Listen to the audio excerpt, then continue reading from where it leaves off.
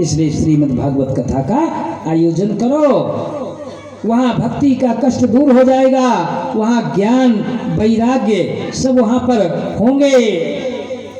श्रीमद् भागवत कथा का आयोजन किया गया, वहाँ साक्षात भक्ति ज्ञान वैराग्य सभी थे। तो सूत जी कहते हैं, हे शौनक,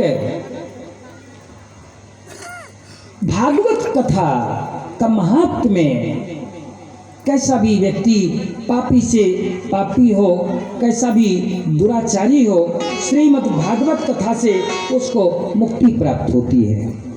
कैसा भी पापी से पापी हो, क्रोधाग्नि दग्धा कुटिला कामिना सप्ता यज्ञेन कलो पुनन्ति ते। चाहे वो कामी हो, क्रोधी हो, लोभी हो, लंपटी हो, कैसा भी पापी से पापी महापापी हो। पापियों को भी दो श्रेणी में विभाजित किया है। जैसे हमारे संविधान में भी अपराधियों की श्रेणियां बनाई गई हैं। संविधान में अपराधियों की श्रेणी बनाई है, किस अपराधी का, किस श्रेणी का ये अपराधी है, कौन सी धारा में इसको निरुद्ध किया जाएगा, इसको कौन सी धारा में जेल भेजा जाएगा, कौन सी धारा में इसको फांसी होगी, कौन सी धारा में 10 साल की सजा होगी। ये अपराधियों की श्रेणी रखा है। तो वेद व्यास जी ने अपराधियों की 2 श्रेणी बनाई है। हमारे शास्त्र में अपराधियों की 2 श्रेणी है, एक पापी है और एक महापापी है। से आज भी तो कहते हैं कि वो हिस्ट्री सीटर है, हिस्ट्री सीटर। तो पापी महापापी अब कौन कौन से हैं? महापापी 5 प्रकार के हैं। महापापी 5 प्रकार के हैं और पापी अनेक प्रकार के हैं। वो 5 प्रकार कौन कौन से हैं? कि ब्रह्म बधनस्य, वो 5 महापापी कौन कौन से हैं? कि ब्रह्म बधनस्य, गोधनस्य, स्वर्ण तेज मद्यपा, तत्संसर्गी पंचमस्य उग्र पापा प्रकीर्तितः। ये 5 महापापी कौन है? ब्रह्मवधनस्य, जो ब्राह्मण का वध करता है, ब्रह्म हत्या करता है, वो महापापी की श्रेणी में आता है। ब्रह्मवधनस्य, गोधनस्य, यानी जो गौ हत्या करता है, गाय का मारने वाला भी वो महापापी की श्रेणी में आता है। गोधनस्य, स्वर्णतेयी, जो स्वर्ण चुराते हैं। बहुत से तो अपराधी देखते रहते कि सुनार कब निकलेगा। हाँ, सुनार थैला लेके कब निकलेगा, और सुनार जैसी वो लूट लेते हैं, सोना लूटते हैं। आजकल तो सोने की बैंक भी है, सोना भी जमा कीजिए आप बैंक में, गोल्ड लोन लीजिए, तो बैंकों को ही लूटते हैं सोना। तो स्वर्ण को चुराने वाला व्यक्ति वो महापापी है ये। और चौथा महापापी कौन है? ये 3 हो गए, ब्राह्मण का वध करने वाला, गौ हत्या करने वाला, स्वर्ण को चुराने वाला, और चौथा कौन है? मदिरा पान करने वाला, से मद्यपान। जो शराब पीता है, मदिरा पीता है, वो महापापी की श्रेणी में वेद व्यास जी ने रखा। अब आप विचार कीजिए कि कितने ठेके खुले हैं, जगह जगह ठेके खुले। अब 5वां महापापी कौन सा है?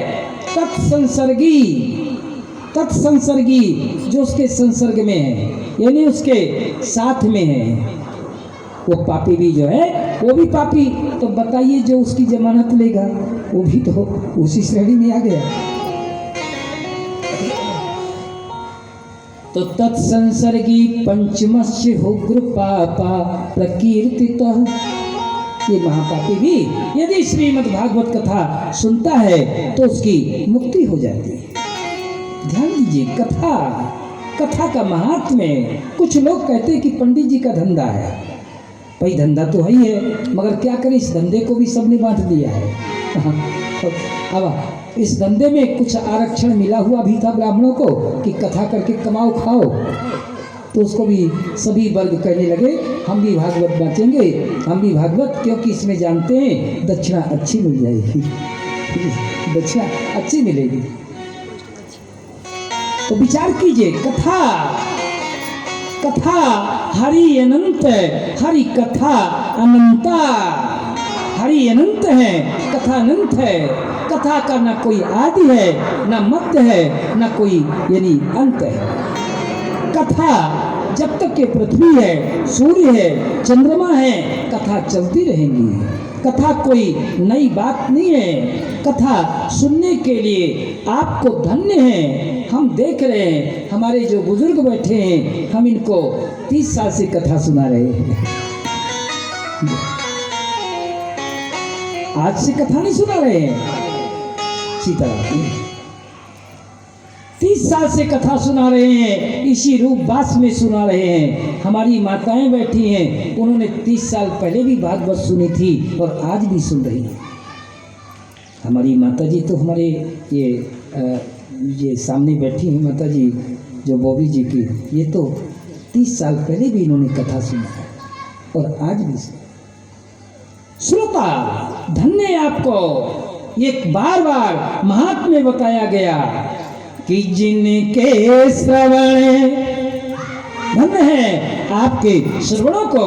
पूज्य गोस्वामी तुलसी जी भी कहते हैं कि जिनके श्रवण समुद्र समाना, जिनके श्रवण समुद्र समाना, जिनके श्रवण समुद्र समाना, जगा कुमार सौभाग्य परिणाना, कथा तुम्हारे सौभाग्य परिणाना, भरहि निरंतर होहि न पूरे, भरहि निरंतर होहि न पूरे, तिनके हृदय सदन तुम क्रूरे,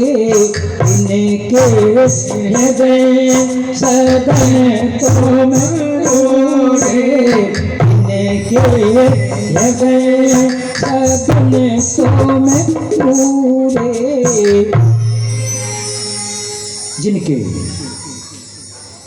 जिनके श्रवण समुद्र सीताराम, जिनके श्रवण समुद्र समाना। आपने समुद्र का नाम सुना होगा, आपने समुद्र को देखा भी होगा। ऐसी बात नहीं है आप मुंबई चौपाटी या गंगा सागर आप गए होंगे। समुद्र कभी भरता नहीं है, समुद्र अथाह है। समुद्र में सभी नदियों का जल जाता है, समाहित करता है। समुद्र कभी एक कामना नहीं करता है कि मुझ में विशिष्ट नदियों का जल आए, गंगा का आए, क्षिप्रा का आए, सरयू का आए, बेतवा का आए, नर्मदा का आए, ये नहीं कामना करता है। कैसा भी जाए वो समाहित हो। श्रोता की उपाधि समुद्र से भी, जिनके श्रवण समुद्र समाना, कथा तुम्हारे सुभग सरी नाना, भर ही निरंतर हो ही न पूरे। आप भी तो अभी सुन रहे हैं, नहीं कहना दिया करें कि पंडित जी अब इस मोहल्ले में कथा करने की जरूरत नहीं है, हमने सुन लिया है, पंडित जी अब जाओ। मगर नहीं, आपने अपने श्रवणों को समुद्र बना रखा है। जैसे सागर ये नहीं सोचता है कि गंगा विशिष्ट नदियों का जल, आप भी ये विचार नहीं करते हैं कि कोई पीएचडी करके आएगा, जब कथा सुनाएगा तब सुनेंगे। आपको चाहे कोई साधारण व्यक्ति कथा सुना रहा हो, चाहे एक वह व्याकरणाचार्य सुना रहा हो, आप उस कथा को सुनते हैं। आपकी ये विशिष्टता है, ये आपका एक विशेष आपकी शक्ति है, विशेष आपका ये यानी स्वभाव है आप कि आप सबकी कथा सुनते हैं। चाहे वो वृंदावन से आए, चाहे चित्रकूट से आए, चाहे आगरा से आए, चाहे खानुआ से आए। हाँ, खानुआ से भी आए तो उसे भी आप सबकी सुनेंगे। बुरा मत मानना, कोई खानुआ वाले भी बैठे होंगे, खानुआ के तो यहाँ प्रधान बैठे हुए हैं। हाँ, प्रधान जी खानुआ की बैठी हुई है। जय हो। बोलिए भक्त भगवान की जय हो। तो श्रीमद् भागवत कथा, धन्य वो कथा, उस कथा के लिए कहते हैं पापी से महापापी भी वो कथा से मुक्ति उसको मिल जाती है। इस विषय में हम आपको तुंगभद्रा नदी के तट पर एक बास्कल नाम का नगर था। वहाँ एक आत्मदेव ब्राह्मण थे, उनकी पत्नी का नाम धुंधली था।